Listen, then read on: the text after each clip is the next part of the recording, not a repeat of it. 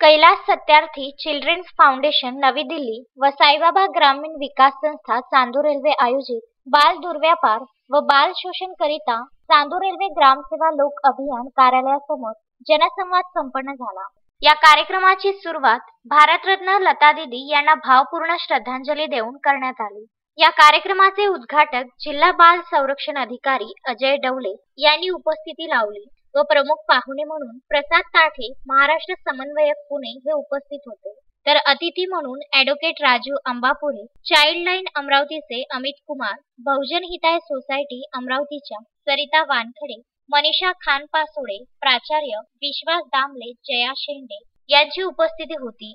या कार्यक्रमाचे प्रास्ताविक साईबाबा संस्थाचे अध्यक्ष बंडू आंबटकर यांनी केले। या जनसंवाद कार्यक्रमामध्ये मान्यवरांनी बाल संरक्षणावरील शासकीय योजना, सोशल मीडिया वापरामुळे बालकांवर होणारे दुष्परिणाम, बालमजुरी व बाल तस्करीचे व बालमजुराचे स्थलांतरामुळे बालकांवर होणारे परिणाम, बाल लैंगिक कायदा पोस्को, बालविवाहाचे दुष्परिणाम याबद्दल मान्यवरांनी मार्गदर्शन केले। या कार्यक्रमामध्ये उपस्थित पत्रकार बंडू आठवले, रवींद्र मेंढे, बाळासाहेब सोरगीवर, शेहजाद खान, राजीव शिवणकर, राजू मनोहरे यांचा सत्कार करण्यात आला। या कार्यक्रमाचे सूत्रसंचालन हर्षाली बंडू आंबटकर यांनी केले, तर आभार प्रदर्शन प्रणिता देशमुख यांनी केले। कार्यक्रमाला सामाजिक संस्था, कार्यकर्ते, ग्रामपंचायत पदाधिकारी, अंगणवाडी सेविका उपस्थित होत्या।